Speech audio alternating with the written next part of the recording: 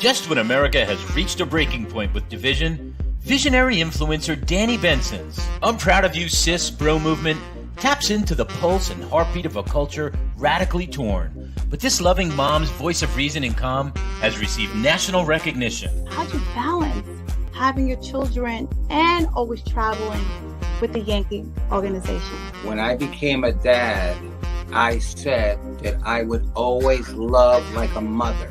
I feel like I have to try certain things or act a different way because I know some people or some kids.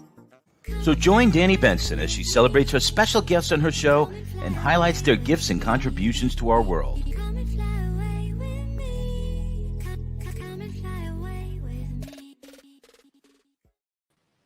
Hi, everyone. Thank you for joining I'm Proud of You Sis podcast.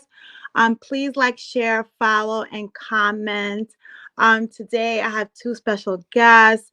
You know, the show is I'm Proud of You Sis, and sometimes I do I'm Proud of You Bro, and I want to send these two men their cigars because they are doing fabulous things out there and really fast, too, because, you know, there's like millions of podcasts right now.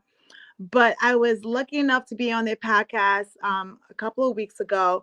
But the cool thing about their show is, which I love, is they're completely kind of opposite. You know what I mean? One. Number two, they do sound effects, which makes you chuckle a lot, especially you're so not used to hearing the sound effects, so that makes it different. But first, Chad Fernandez, he is actually a fitness trainer. He's a founder of Iron Lion Fitness, New York City. He is a co-host of More Than a Title. Also, Chad and Jarrett are cousins. So Jarrett Thomas is a digital creator. He's also the co-host of More Than a Title. As of April 2nd of 2024, they've had over 250,000 views on their YouTube alone, and they're on all streaming platforms. And they really started about 5-6 months ago. So their trajectory of hitting 1 million views is basically going to happen most likely in 2024. So I'm here to give them their cigars, and I just want to know the secrets of podcasting and how did they come about to, join forces, and any gems they want to drop for the audience. So welcome, Chadeo and Jarrett, to I'm Proud of You Sis. I'm proud of you, bro. Hey guys, how are you? Doing well, Queen. Appreciate you for having us. Well, first of all, I'm so proud of you because when you guys posted 250,000 views last week, and you guys only been running for 6 months, I was like, wow. I was like, that's what's up. So first of all, I want to say I'm proud of you, bro. I'm proud of you, bros. You know, that's a new term now, bro. But I am proud of you, bros, because you know what? So many podcasts out, but you guys are sticking out like a sore thumb. And I want to know, first of all, where did the sound effects come into play? Because no one's doing that. And I love it, actually. It brings comedy into the podcast. It makes people laugh. And, you guys do serious topics, but also in between the serious topics, you guys put a little laughter in it because, life is, yin and yang. There's good things that happen, there's bad things that happen. So you guys embrace all of it full circle. So first of all, who came up with the sound effects? Because I love it. we came up with it. Thought we both did. We thought about just adding something, just flavor to it, right? Like, so I think we implemented like early season 3 or something like that, like the messages and stuff like that. So our main goal was, how do we implement culture into our conversation, right? We didn't just want to have some monotone conversation where we're speaking to somebody for an hour and we're just asking questions. And we were thinking, like, what can we do to be more memorable? One, from the business side, but also from the Main Street side. How do we compete with the Earn Your Leisures of the world, the Revolts and things like that? And we needed a differentiator. And it's become a staple now. Now people come on, they want to get a message. They want to get a whoa. They want to get something. So it just gives us, something to stand on. And we appreciate all the feedback we've been getting from the fans and stuff. So that's something that's really dope. That's us. I'm waiting for the message now. Where's it at? You're the only person that can use it. You should copyright it because I don't want to do a message because you guys came with it first, right? So if everyone starts doing it, you guys would be the gold standard. Yeah. You know what I mean? You guys would be the first ones who actually like introduce that. So I don't want to copy you guys. You know, I want to emulate, but I don't want to copy to like, you know, to the point that everyone thinks like I'm more than a title. Maybe I'll be Mrs. More than a title. I don't know how you Hey, would feel about that. listen, you know, a lot of successful morning shows and stuff like that, they always have like two guys and a female or something like that. So you know, it's definitely a missing segment to it. You never know. We can have some talks. I want to clear something up really quickly, because we don't believe in spreading misinformation. So the podcast did not start 6 months ago. Okay, the podcast, my cousin has been actually doing this podcast. We stopped doing seasons at season 4, which was right around 100 episodes, right? We're 100 episodes plus, and my cousin has been doing this for the better part of 2 years because he's the original host by himself before I came on, and midway through season 3. What the 250,000 represents is we weren't actually posting on YouTube. My cousin is a affluent user of LinkedIn. He's a Black voice to amplify and follow, and he's one of the top Black voices on LinkedIn. So we would only go live on LinkedIn because one, our platform is based on business and marketing, and that's where the money's at, right? So everything we did was strategic. We didn't really take YouTube seriously. Okay, and most of our business came from LinkedIn, right? But as we started to grow, we said we have to introduce ourselves to different channels, right? Because different people are looking for different things. And we started taking YouTube seriously about 6 months ago. So the 250,000 is actually roughly a 6 month benchmark. We started taking it seriously, started posting in September of last year to April of now. So, you know, do the math on that, 6-7 months. So we're at 250,000 in about 7 months, which is still by any means phenomenal, but the show was up and running already. I don't want people to think that we just started the show 6 months ago and we've achieved that kind of success because we believe in being transparent. Yeah. We were charting in the business category before we went on YouTube. Before we even went on YouTube, we were charting on Apple already. So it just tells you about our audience, but we actually invested into in person. We went to scale the podcast, right? So we like, yeah, how do we change? What kind of, if people are loving the virtual, what kind of impact will we have if we actually get them in the studio, have the conversation? And we were grateful enough to have our brother Champ come on from My Expert Opinion.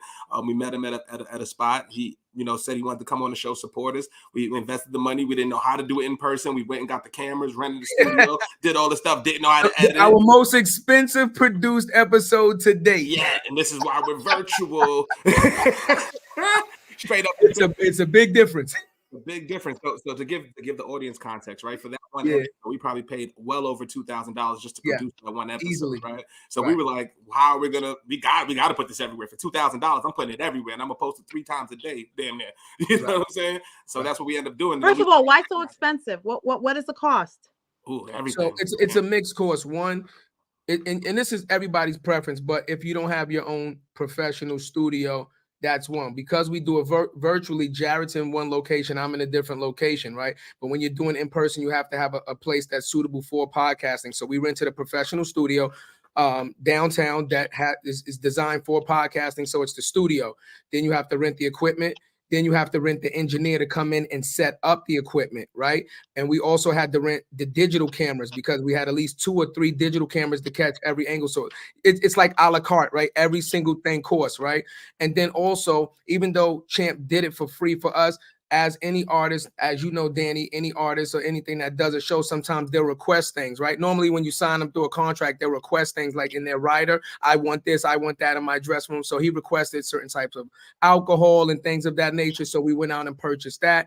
Along with, now we don't live down there, so paying to get down there, the parking lot fees, et cetera, and then editing the whole thing down. So, when you add everything up and, it gets kind of pricey. But I want to give a shout out to my producer, Bobby, Sean Island. Bobby actually does everything that you guys just said. So anyone, if you're looking for a studio, you can work out a deal with Bobby. He does the same exact thing. But I decided to go virtual because it was easier for me to get guests. because they didn't have to come to the location, and everybody is so busy sometimes that sometimes it's just easier for me to just get them on because they don't have to take the time to travel, and I don't have to have a rider, you know, all these other stuff that needs to be done. So, but I want to say, first of all, how was Champ? You guys just went to an event with Champ. Why was he the guest that you wanted to come on? Like, what is his importance in the industry that you felt that if he came on, it would give you guys more of a highlight to more than a title? Yeah, simply put, we were just fans of the show. We were fans of My Expert Opinion. We actually met them through a mutual friend. Shout out to Big Hani. We met her, met them through Big Hani through Catch These Compliments, and then Math Hoffa happened to be there. Champ Mac was also coach. Chastity, the whole entire My Expert team, Expert Opinion team was there, and then we just vibe with Champ. Like from initial first meeting, it was just, hey man, we're fans with this. He's like, man, how can I help you guys? What's up? I see what you guys got going on. He looked at our page, subscribed immediately. He was like, man, any way I can help you guys. And we exchanged numbers. And a lot of people, in this industry, sometimes they'll say some stuff and then Varnell Hill you and be like, all right, what I mean? I said it, but I ain't really doing it. And he was somebody that was true to his word. And because we're fans of the show, and definitely with the notoriety of the show, we definitely would love to have him on, build that relationship, and make it happen. And it's definitely one of our most viewed episodes to this day, especially the clips. Yeah. The clips are flying. It's also a respect thing that we had, right? Absolutely. We understood that at that point we were up and coming. Our numbers weren't doing what our numbers are doing now, right? We're averaging easily 60 to 70,000 views a month, easily. Back then we were struggling 2,000-3,000, and he was on a podcast which is one of actually the #1 podcasts in the United States, period, right? They're averaging millions of views. So when you ask somebody of that stature for a favor, because that's what we're asking for, do us a favor, come on our podcast. He can easily say, if I come on your podcast, it's going to be 10 times, 100 times more beneficial to you than it's going to be for me. That's what my cousin is saying. He could have Varnell Hilled us. He could have made an empty promise and didn't fulfill it. So we felt like, look, to show you that we're serious, we will rent the studio. We will do it in person, because all of your guests that you do in your show are in person. We could at least provide you the same type of experience to show you that we're willing to invest, to show you that we're serious. And he respected that. And I think that was the tipping point to have him come on our show, because he said it live on our show that there was a lot of other shows that invited him on that he told them, I'm not coming on your show. Yeah, absolutely. So let everyone know the importance of networking. Shit, networking is everything. We build our whole business around networking and building relationships. So for anybody listening, we do have a course for LinkedIn, how to build relationships and revenue. And that's basically what it is. To give you context, right? Before we started the podcast, I was doing sales, right? And I'm sitting there reaching out to people, making 1,000 cold calls. I'm like, that's not effective. I do 1,000 cold calls. I get 3 people on the phone. Out of those 3 people, who's going to really buy? Right. So I was like, man, let me build a brand, because at the end of the day, if people get to know who I am and like me, I'm more susceptible to increase my sales numbers and close more. So I just went on LinkedIn every single morning. I was just pulled out my phone, no editing, no anything. I picked a topic specific to business or life, SEO, whatever it was. And I did that consistently for 90 days. After that 90-day period, I would go get lunch in Manhattan and people are stopping us trying to ask for pictures and autographs and stuff. Once I saw that, I'm like, it's game over. I'm going to double down on this thing. And then I just started creating content. And then when the pandemic happened, we started the podcast called Rankable. And I was like, so instead of me reaching out cold callers, let me get you on the show, learn who you are. Let's have a random conversation. And let's see if you'll throw me a bone after you actually have a relationship with me. And then we ended up closing $2 million worth of business from that agency, from the podcast and through personal branding. So relationships are everything. It's not what you know, it's who you know and who's willing to help you. You know what I mean? So we all need help at some point. And it's super valuable, man. To anybody, for context, like I'm in the Bronx. I'm on my couch. I've been doing it for 3 years. And the people that we spoke to, like the Dr. Knows, the AD Dolphins, we about to have Peter Quillen, a former middleweight champion, come on the show today. Like, all relationships and being genuine. So if you want to build relationships, just be yourself, y'all. That's what we do every day. We lead with ourselves. We lead with being genuine. We don't ask anybody for anything. And we just keep on fighting the good fight. And Chad, what's the importance of keeping your word? Like when you meet people, right? You know how some people say, we're going to help you out, we're going to come through, but they don't. Yeah. So what is the importance of you guys keeping your word when you say you're going to do something and you follow through? For me, I build everything on what I consider to be my core principles, right? These are the principles that this is how I live my life in general. Whether it's a business relationship, a personal relationship, it doesn't matter. Family, I just live with a set of principles, and one of the main principles. I come from an era where they used to say, "Your word is bond. Your word is bond. Word is bond." Right? Word is bond. You didn't even have to sign a contract or Right, nothing. right. Hands, If that was it. if you think about really, really back in the days, like when the real gangsters and the real, criminals were doing things, a lot of stuff was not. Are you thinking criminals are writing fucking contracts? Excuse me. You think criminals are writing pieces of paper about illicit act? No, it was a handshake. I shake your hand, you give me your word, I give you my word. That they're not writing down no. Yeah, we're gonna do all of this illegal stuff. Anybody want no record of what we doing? No, it was a verbal exchange, and you gave that man your word, and your word was your bond, right? I think that as a society, as a culture, we have strayed away from that. I'm from a culture where your word is everything. If you can't be trusted, then you can't survive, period, because trust is everything. So I live my life by those principles. If I say I'm going to do something, I at least try my best to do it. Now, we're all human. I make mistakes. I fail sometimes. Sometimes I might have the best intentions and don't get the best outcome. But there's a difference between trying to do something that you said you would do and not trying. So that's it. I'll tell you ahead of time. I can't do it. What you think about me because I can't do it is up to you. I really don't care, because I'm not going to make you an empty promise that I know, one, I don't want to keep, or two, I just physically or economically can't keep. So if I give you my word and I say I'm going to do something, then you can believe that I'm going to try my best to honor that. And that's it. That's just how I live my life. Yeah. So Beyonce just dropped Cowboy Carter.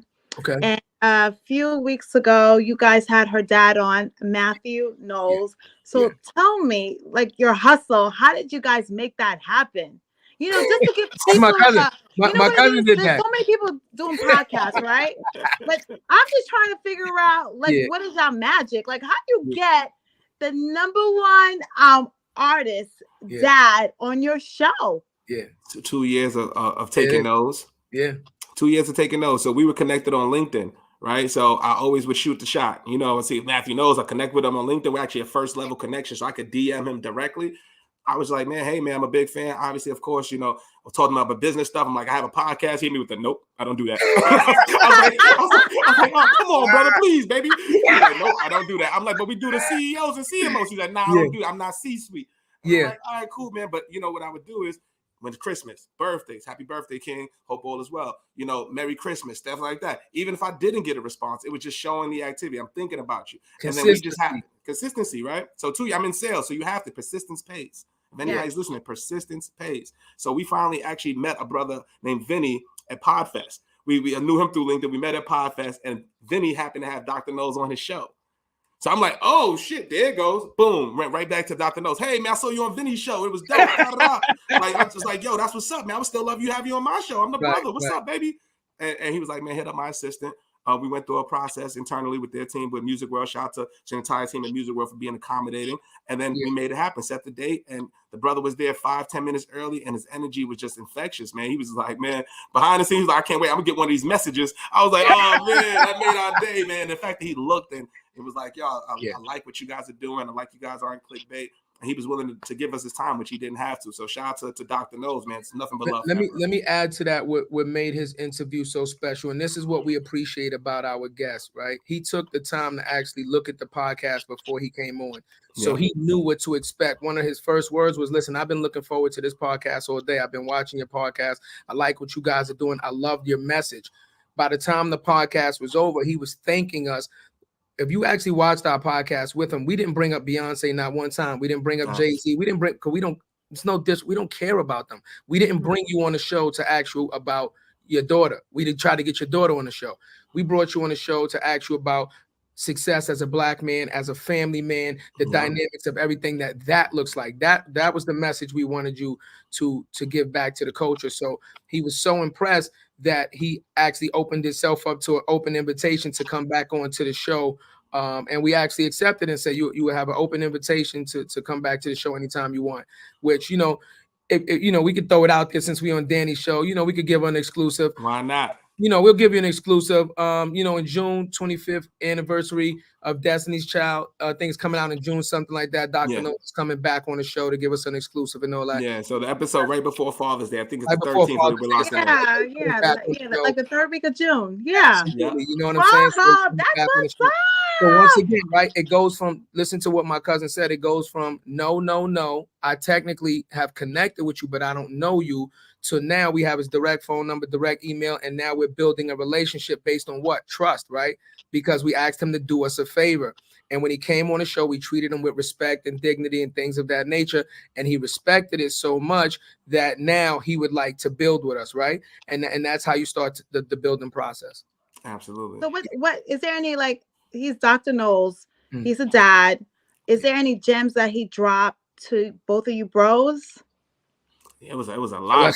How many? It was a lot. I think the biggest one I took away from, at least from a parenting perspective, he was like, just follow what your kids' passions are. A lot of time, us as parents, we just like, hey, I play basketball, so I want you to play basketball. I want you to do this. I want you to do that. And it's really just looking at what your child is gravitating to and making sure they have the resources possible. He said, what is the line he said? He said, man, if Beyonce wanted to be a doctor, I'd have bought her a hospital. I'd have bought her a hospital. Crazy. So just to say that, so to put that in perspective, if my daughter wanted to be a doctor, I would have bought her a hospital. Right. Now, imagine if all of us in the Black community as parents thought like that, right? If we supported our children that way, where further would we be as a culture? And this brother's a walking testament of not just talking it, but walking it. So absolutely gotta respect it. Yeah, man. He again, and I'm not being funny, but there is so much that we can learn from this man, because yes, he's a Black father, and he was born in a different economic area, right? Economic area, geographic area, but the struggle is the same in poverty everywhere, right? But a lot of key takeaways that we can take from him is, the bottom line is he navigated his circumstances, right? Not only did he navigate it, he built a family, right? And then he built a business, and then he helped his family build a business, which ultimately turned into a legacy, right? That is extremely important for the Black and brown community to understand how to do that, because he's part of what we consider to be the 1%. It is not a lot of people that will even reach anywhere near his level, and he's not even the top, right? His daughter done surpassed him, and right. But it just goes to show you the power of motivation, the power of knowledge. What he set in motion, his daughter took to the next level, which look at what her daughter is doing already now, right? Blue Ivy, right? She already has businesses and art, and she already won a Grammy. She has a Grammy. So now imagine what level she's going to take it to. And if you continue with this type of teaching and this type of learning, then her children, you understand, then generationally now they will create such a powerhouse that, it'll become a true dynasty. And I think that's what every, family should strive to try to achieve and create. And I think that's why it's important to pour into your children. People need to understand that you can't depend on the school system to pour into your children. You are the CEO of your kid's life, and you can't just sit there and say, well, they're going to school. No, you have to pour into your children. You have to tell them also what books to read. You have to give them knowledge. If you want them to be the best or whatever you have to be, you can't only depend on a school system to give them that. You as a parent have to pour in and invest in your children so they can do the legacy. You're great, but you want your kids to surpass you. That's what it's supposed to be. You want your kids to be better than you and their kids better than you. And that's how you pass the baton, and that's how the race continues. And that's how the legacy continues. It's not about, some people are like, me, go to school. I got to do me first. And if I win, I'll pass it on to you. No, you find a way to do it together. Yeah. You find a way to pour it together, because time doesn't wait for no one. So as you're saying me, your kid is just getting older. So if you're not pouring into them as soon as they're born, when is it going to be the time for you to pour into them, for them to understand the meaning and value of the gems that you're giving them? So it's great that you mentioned parents and fathers, especially because I think fathers are important in both sons and daughters' lives. Tell that to Hallmark.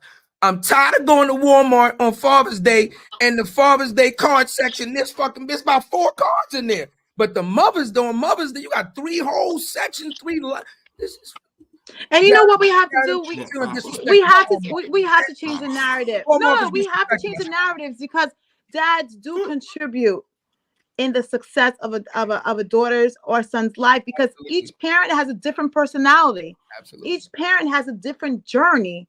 So what I bring in as a mom, their dad will bring something else, another perspective. You don't want your kids so monolithic that they only think one way. That's it. Right? That was a message, just so you know. Message. If you had a Message. that would have been message right there. Now you got the baby for that. Message. Okay, Danny, so basically on their show, when I this. give a message, because next time I come on their show, I'm gonna be dropping messages because I love the way it sounds. You can use it's like this. a reward thing for me. It's like I said something smart. Message. So basically, what I just dropped their show, they would have came out with something, you know, a baby, you know, swallowing milk, just to let people know this is an important moment. Pay attention to this. Like it draws attention to what they just said. So that's why I like it. It's basically like exclamation points. Yeah. Anytime something happens, you want people to know, if you didn't get this, when you go back again, go back to this point, because this was a message. This was a point that was significant throughout the whole podcast. So that's why, first of all, I love your podcast. First of all, I love both of you guys. You guys are like my new bros. You know what I mean? We proud of you, sis. Like my new bros, but you know what it is? I believe in you guys so much. I went through a podcast. I saw your moms on Friday. Yeah. So now I get to see where you guys both get your personalities from. Mama. You know, you got it from your dad too, but your moms were off the chain, and that's why I put in the text, have them come back for Mother's Day. Yeah, sure. Do a Mother's Day show. You know, because they have so much experience that they could drop gems for the audience who are watching, especially the females out there. Chad, your mom was a single parent. Yeah. Jarrett, was your mom a single parent too? No. She's married. That's our mom and pops. Yep. Yeah, still married. So your parents are still married, Jarrett? Mm-hmm. Yeah, Jarrett. Mm-hmm. So, all right. So give me that dichotomy of Chad, your mom was basically a single parent, because you guys are cousins, versus Jarrett, your parents are together.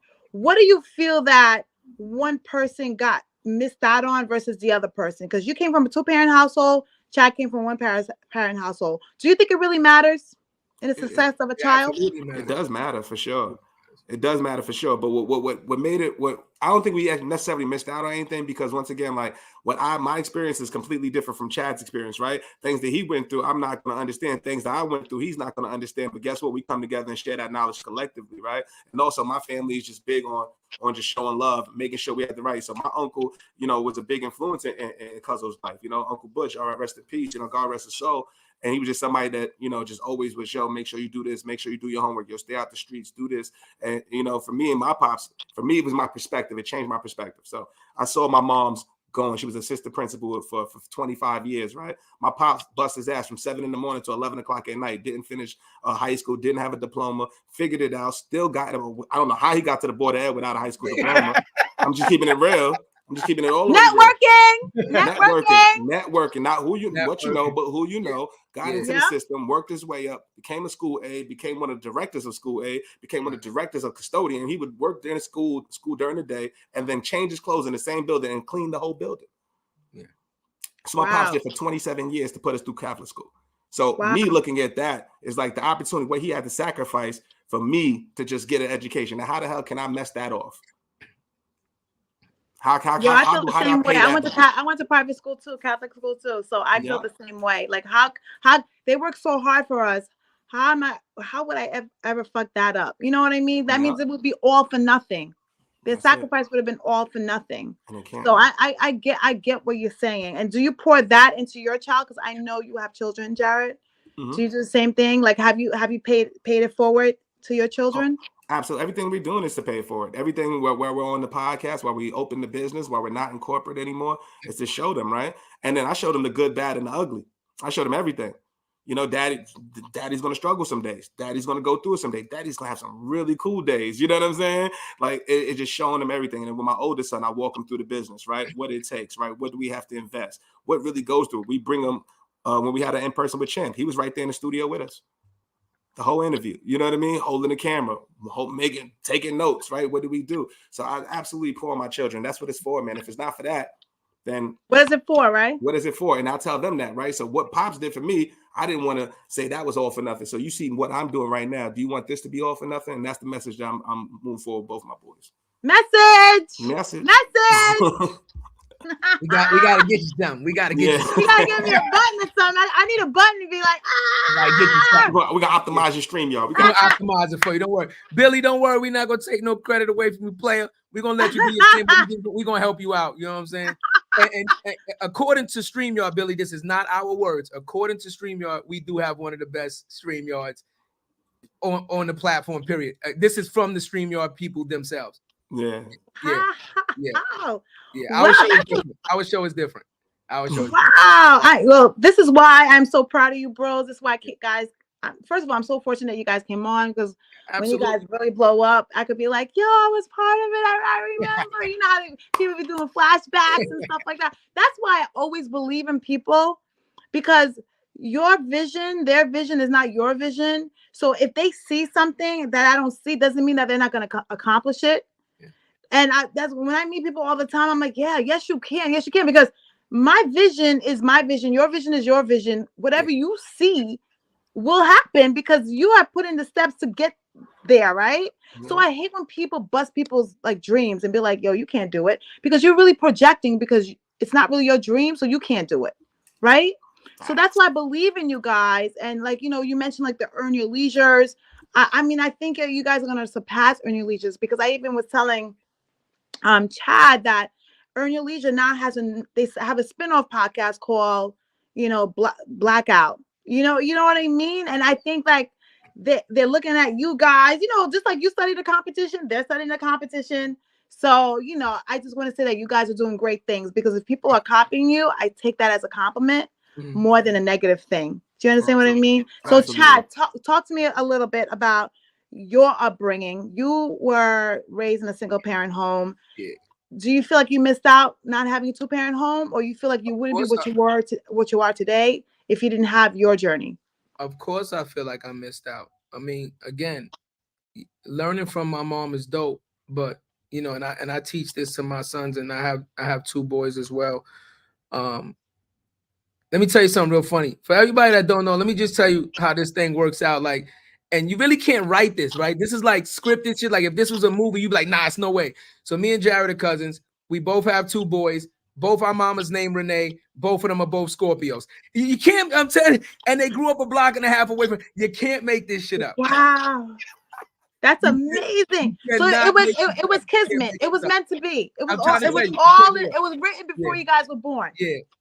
So you know, one of the teachings that I always teach the women that I've had children with, I said, let me explain something to you.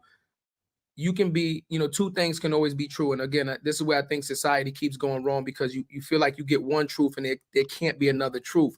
And you got to stop thinking like that. I could be like, look, you can be a phenomenal mom, but I can also be a phenomenal dad, right? And they're like, yeah, okay, so let's run with that. So if you're a phenomenal mom, then there's things that you can teach our son that I cannot, because I am not a woman. And there's only certain things that a woman from experience can teach anybody, right? But guess what? You're not a man, right? So if we're raising a young black man, then you need to let a young black man raise a young black man and let me be the primary.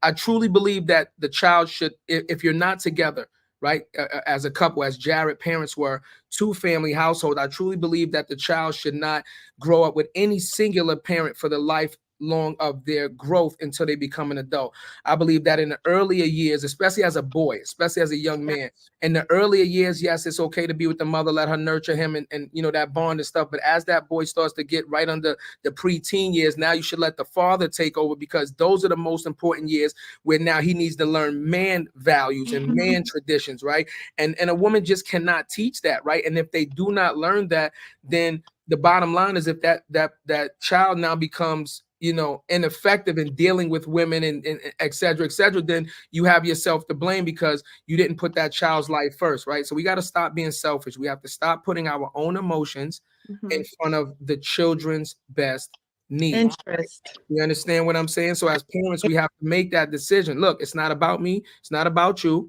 right? If we're not together, it's about the child. So let's collectively say what is best for our child. So with that being said, you know, yes, there was a lot I missed out on because I didn't have a father like Jarrett's father to have a role model to see every day. See, I didn't see that role model every day with somebody getting up, going to work, two jobs. I didn't get that lesson. You understand? So the lessons that I received were from my uncles, right? Which is, you know, and also the men that my mother dated. You understand what I'm saying? So, but I was fortunate, and I mean this from the bottom of my soul. I was very fortunate that Jarrett's side of the family, it wasn't only his uncle. His uncle's just the most influential, but he has a lot of cousins that were camp counselors in the center. And his family was always, and I mean always, involved with me, and always was a positive light, trying to get me to kind of like understand what I was doing wasn't the right thing, and trying to give me a better direction to follow. What they just didn't understand was because I didn't have nobody 24/7, right? When you only have influence this amount of time, then whatever influences you this amount of time supersedes that, right? Mhm. So unfortunately, because I didn't live with them, I only seen them for 2 hours a day after school. Their influence only weighed so much on me because the other influence I had on me was dominating. You understand? But it still helped because once I got to a point mentally where I could start making decisions for myself, and I was mentally mature and strong enough to understand what path to choose, then all of those lessons that they were teaching me, I used that as my foundation, and I built upon that. And look at where you are today. Yeah. So it does matter that a child has both parents involved. For sure. And if they don't have both parents involved, at least find those role models. Correct. That can be around your child so they can get, like I said, different perspectives, like different ideas. And you are right. I think if you have a son and it's a two-family household, like regardless of how you feel about the other parent, the love for your child should be more. What you do, what you feel is right for the child. Because we all have to take accountability for the choices we make in our significant other. Yes. Right? Like, yeah. And sometimes people need to account for that. Instead of you being upset all the time, you probably knew who you were going to most likely have a kid with. Right? And sometimes people think children change things, and children doesn't change character. The character that you were before is the character most likely you are after. Right? So I say to people, try to make better choices sometimes and meeting someone that you want to have children with, because it's a lifelong decision. And people sometimes take that very lightly and think like, oh, I get it, we're having fun and all this other stuff. But I always tell people this, if you don't see yourself marrying this person, think twice before having a child with this person, because at least marriage, you could cut severed tears, get divorced, whatever. But your blood is your blood. And that person will always be that person's parent. So you're going to have to deal with them for the rest of the life of that child, whether you want to or not. So I commend both of you guys for having two different perspectives, because there's a lot of boys out there that I worry about that are coming from single parent home, and not to say like the moms are not doing the best they can, but you could tell my dad was always a disciplinary person. Like my mom was a nurturer, but to this day, God rest my father, rest in peace. If my dad said something, I'll be shook. I'll be a grown adult shook, because not that I was he was abusing me. He wasn't abusing me, but he was a disciplinary person. He was a person that was like, nah. Like my mom was a lover, and my dad was like the order, no, that's not happening. You don't have to go to mommy, because mommy knows what I'm about to do to your ass. And I'm like, oh, okay. And I think kids need, when I see these boys running the streets, running amok, no judgment, because I don't know what's going on in people's household. The first thing I say is there a dad in the household? Because most fathers are like, nah, you ain't doing this in my house. And what happens with boys sometimes is the boy gets taller than the mom, and boys are looking at mom sometimes like, you can't tell me what to do. Like, you know what I mean? I could punch you right now. Like, you're not going to stop me. So boys need their dads. Boys need that authoritarian person that's going to tell them, nah, not me, son. Yeah. You can do this with your mom. Let me add this in there too, though. And I have to say this. Yes, primarily when it comes to a man and a woman being together, because the man is the protector genetically. We are designed to protect. We're designed bigger, stronger. We're just designed as the protector, right?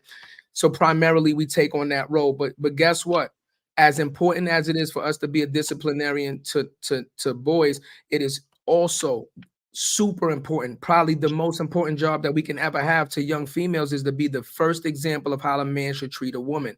So when you have little girls, then she's not learning from her mom how a man should treat her, because she's not going to date her mom. You understand? So the lessons that she's going to travel with for the rest of her life on how to let a man treat her, talk to her, and when she starts to make these decisions on, should I be with this person? Am I going to marry this person? Guess what she's going to look back to? How her relationship was with her father. With her father. And if you have a great relationship where he's instilled foundations and things of that nature, then you'll make better decisions. If you have a bad relationship, then she'll go out there looking for all the things that she felt like she was missing from that father and try to find that in somebody else outside the home. So you understand, this is why I say no, basically like women find voids. Right. Like whatever was missing, that's why sometimes you make bad choices when you don't have a dad in your life, right? And some women did have a dad in their life, and maybe the parent wasn't a great example. So you can't just say like you have a dad in your life and you're the best example, because I know a lot of women, that had great dads that still made bad decisions. Right. You know what I'm saying? It's not a perfect system, Danny. Remember, we talk about this. You're never going to achieve 100% perfection. We're just talking about the probability of success. And the bottom line is, a two-family household produces a better success rate than a one family. And than a one person. And one person means either the mother alone or the father alone. Because once again, like I was a single father, and I've had custody of my son. He'll be 23. I've had custody of him since he was like 1.5.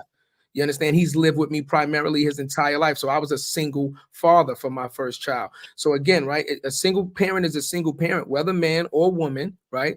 But it's the importance of just understanding the percentages, right?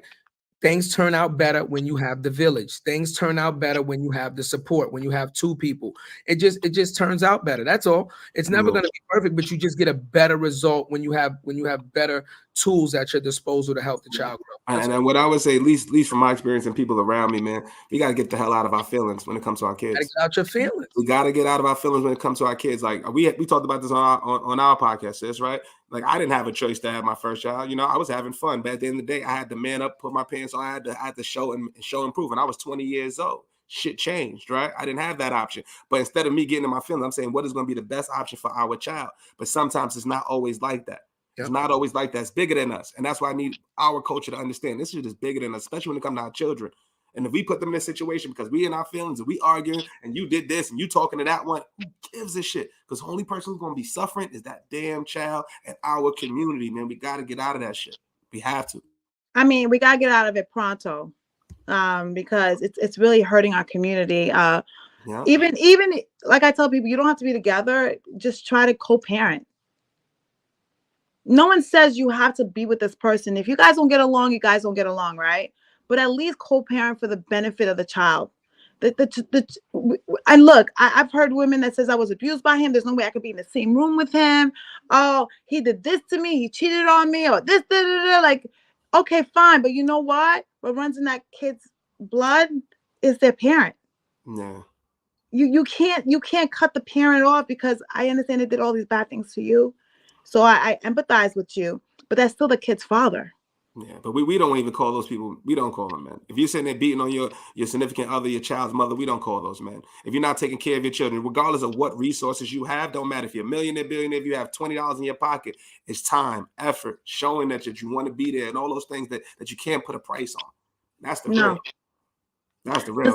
Because it makes a difference, because a lot of kids feel like they're not wanted when they don't see the other parent.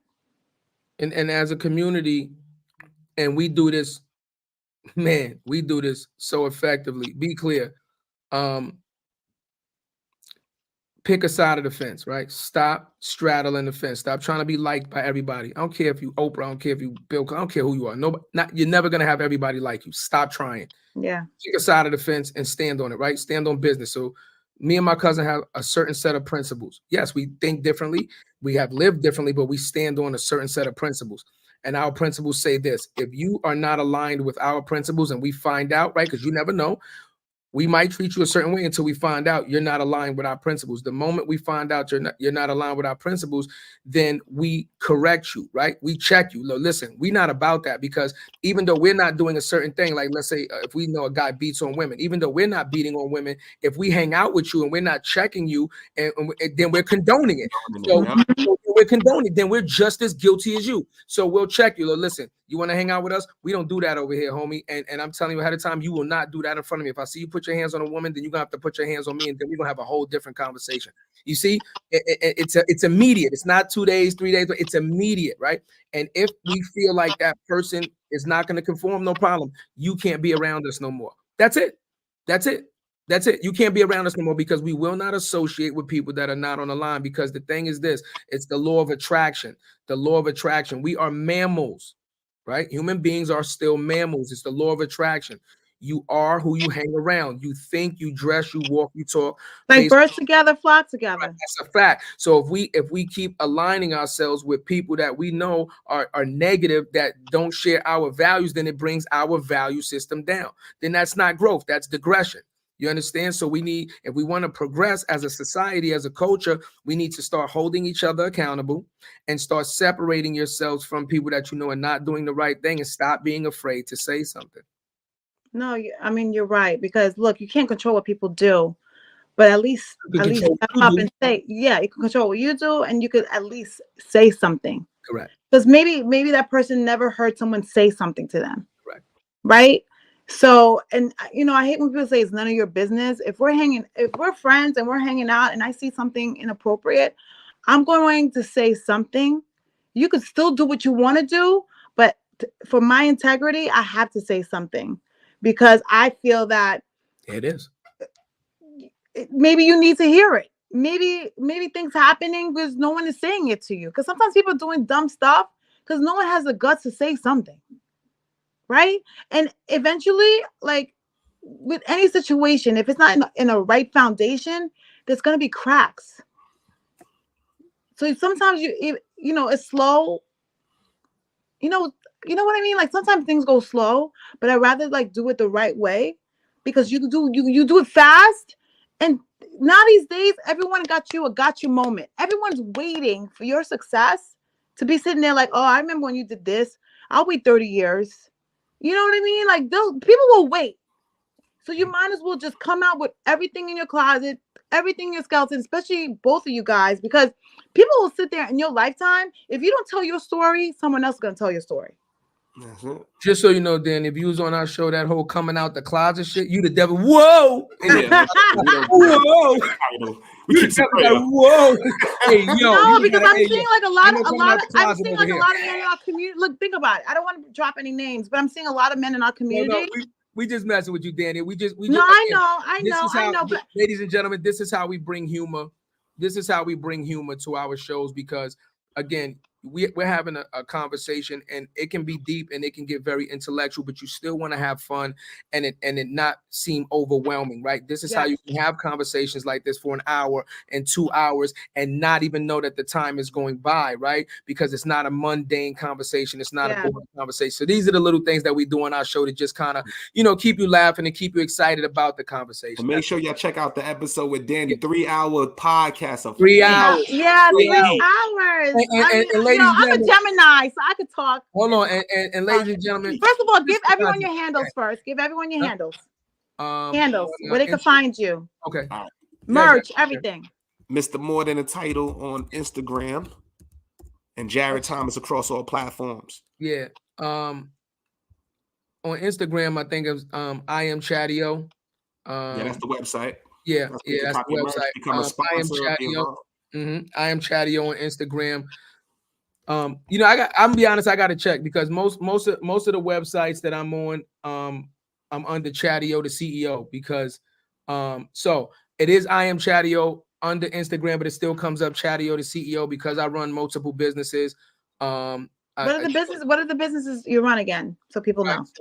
So I had a construction company for a very long time. My very first business was actually a music label when I started doing music in about 99, 2000 in California, called Team Menace Entertainment. That's when I started to get into the music business.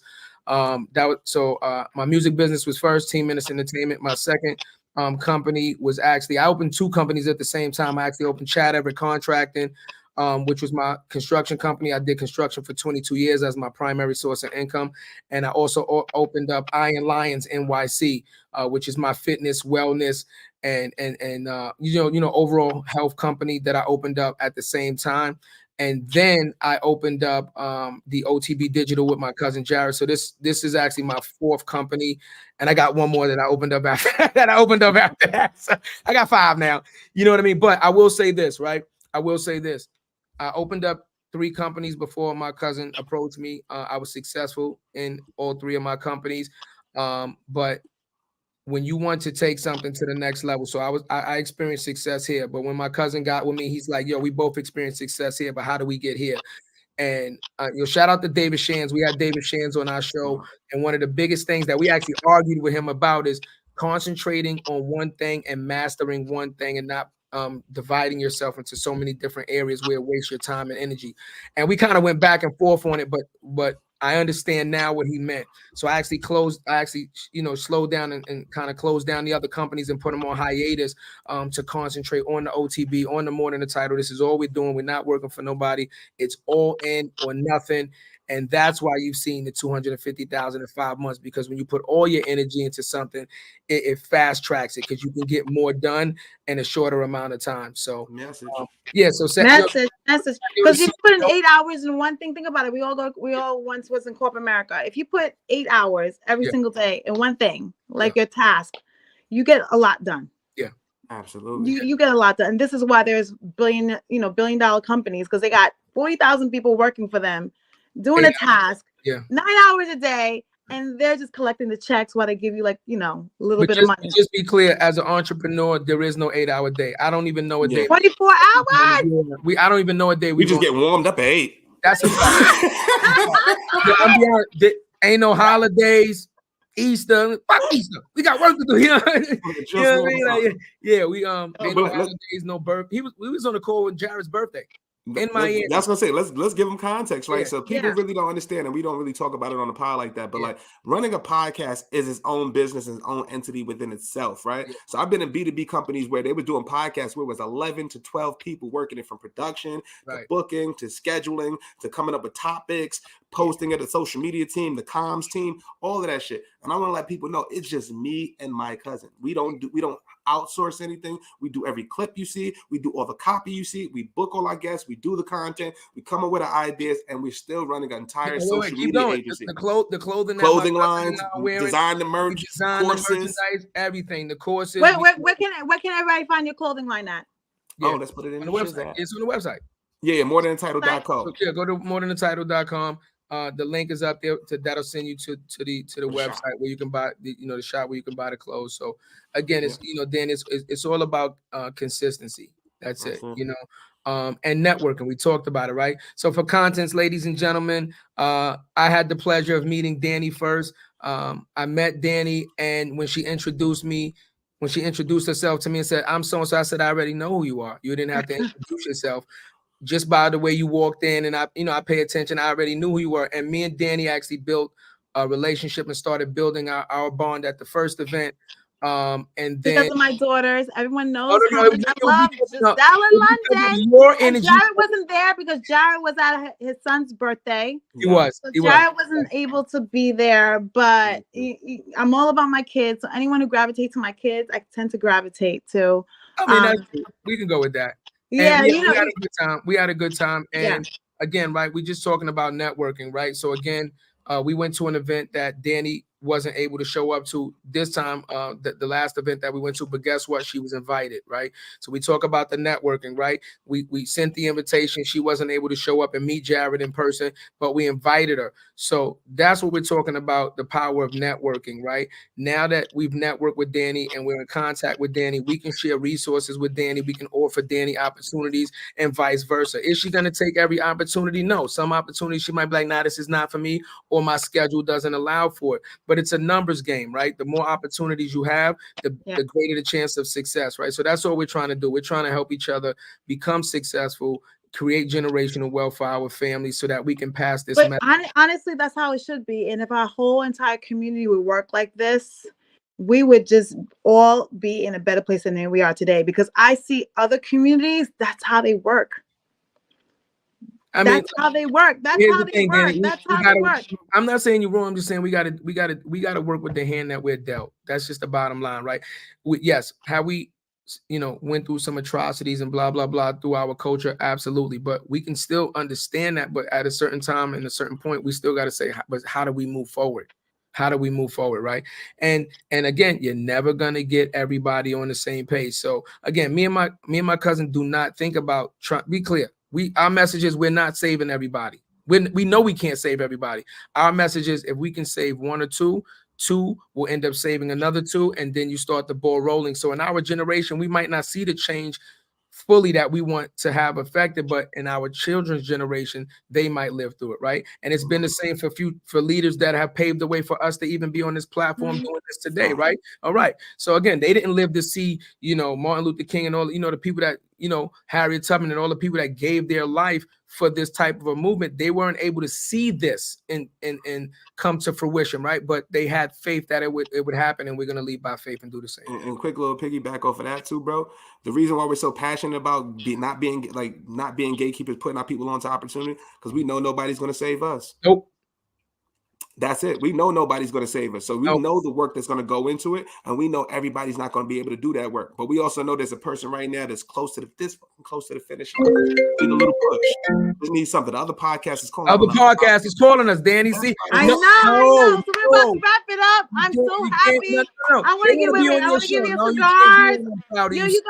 You guys are popping. I'm so proud of you, bro. Thank you, Chadeo and Jarrett, for coming on. I'm Proud of You Sis, featuring I'm Proud of You, bro. I'm excited for what's to come. Hold on. So you guys, we need I'm Proud of You, bro shirts. I'm just saying. Oh, okay, all right. We're gonna make I'm Proud of You, bro shirts. Yeah, we're gonna make I'm Proud of You, bro shirts. Definitely. We'll do the collab. We do the more than so one more question before we go. Yeah. Where do you see you guys? Let's manifest a little bit. Okay. Where do you see you guys by the end of the year in 2024? What do you want by the end of the year?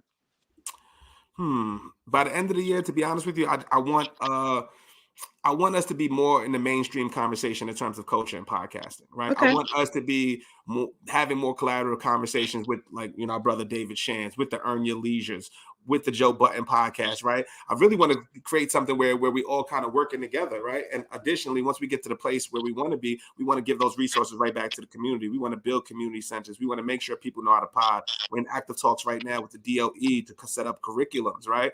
Around podcasting, social media, how to build your brand, how can you monetize those things. So that's what I really would like to see us by the end of the year. If it happens before then, that'd be beautiful. But right now we're actively, going towards that trajectory. And what about you, Chad?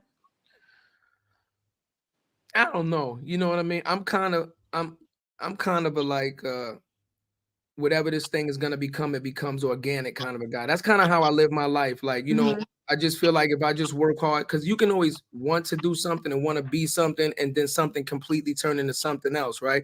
I never wanted to be a podcaster. I'm in the studio right now. I did music for 20 years. My cousin approached me about podcast. I'm no podcast.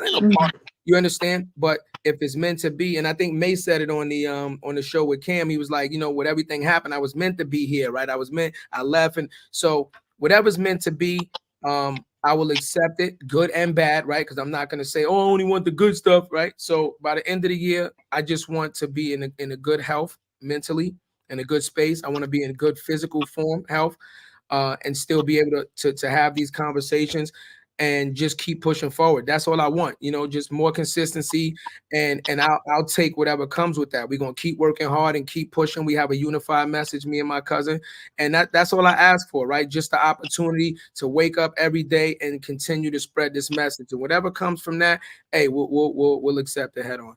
Well, I want to say thank you guys both for coming on our show, and everyone, I will see you guys next week. Bye, guys. Thank you. Bye.